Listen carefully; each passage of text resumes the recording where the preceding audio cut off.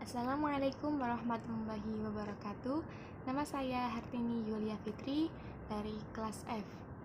Pada kesempatan kali ini saya akan menjelaskan beberapa yang ada di dalam filsafat. Pengertian filsafat yakni kata filsafat berasal dari kata bahasa Arab yang berhubungan rapat dengan kata Yunani. Bahkan asalnya memang dari Yunani. Kata Yunaninya ialah filosofia. Dalam bahasa Yunani, kata filosofia merupakan kata majemuk yang berdiri atas philo dan sophin.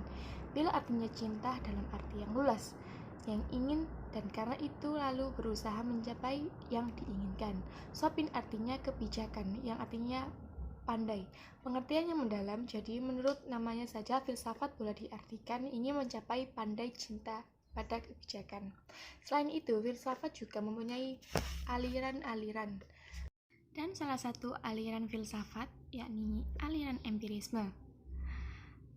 Kata ini berasal dari Yunani empiriskos yang berasal dari kata empiria yang artinya pengalaman. John Bacon merupakan bapak aliran pada zaman modern ini, dan dia mengatakan bahwa manusia pada mulanya kosong dari pengetahuan, lantas pengalamannya mengisi jiwa yang kosong itu, lantas ia memiliki pengetahuan. Empiris ini juga diartikan ialah sebagai ilmu yang bertitik tolak pada pengalaman indrawi. Pengalaman indrawi di sini artikan yakni sebagai penglihatan, pengecapan, penciuman, pendengaran, serta sentuhan seorang terhadap sesuatu yang pernah ditelitinya. Selain itu, empiris ini menghasilkan data yang disebut dengan sebutan bukti empiris. Bukti empiris ini merupakan sumber pengetahuan yang diperoleh dari hasil pengamatan observasi atau juga percobaan yang telah sudah dilakukan. Bukti empiris di dalamnya itu berisi mengenai informasi yang membenarkan suatu kepercayaan, baik itu mengenai kebenaran atau juga kebohongan dari suatu klaim empiris.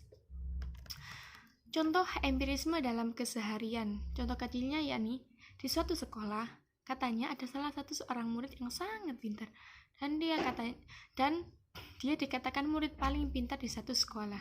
Sebut saja namanya Vita. Lalu akhirnya para guru pun ingin membuktikannya dengan cara satu sekolah dikasih soal tes ujian, dan setelah selesai mengerjakan, lalu guru tersebut memeriksa hasil tes tersebut, dan ternyata dibuktikan murid yang bernama Vita meraih nilai paling tinggi di antara siswa yang lain. Lalu selanjutnya contoh yang lainnya yakni di sebuah desa, RT sedang mencari informasi dan solusi dalam konflik KDRT, kekerasan dalam rumah tangga, yang dilakukan salah satu rumah di kampungnya dengan mengamati perilaku dan latar belakang kehidupan dari suami maupun sang istri. Ternyata benar, setelah melihat sendiri, Pak RT menyimpulkan bahwa sang suami memang telah melakukan tindakan KDRT. Contoh yang lain yakni kita mengatakan bahwa air memang tidak bisa dipegang, dan dengan itu pula kita membuktikan bahwa memang air tidak bisa dipegang, namun bisa dirasakan.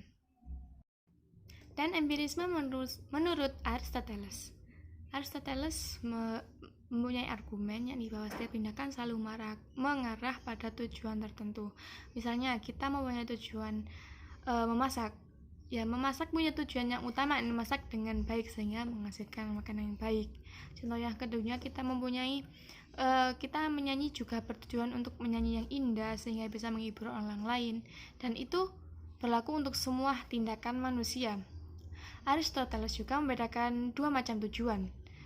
Tujuan pertama yakni tujuan yang ada di dalam dirinya sendiri, yakni di dalam tindakan itu sendiri, dan tujuan yang kedua yakni adalah tujuan yang ada di luar tindakan itu sendiri. Contohnya, kita membersihkan sepeda supaya sepeda terlihat bagus. Dan contoh tujuan pertama yakni seperti yang diberikan Aristoteles, yakni seperti bermain alat musik fluid yang memberikan kepuasan pada dirinya sendiri. Baik, sekian dari saya. Wassalamualaikum warahmatullahi wabarakatuh.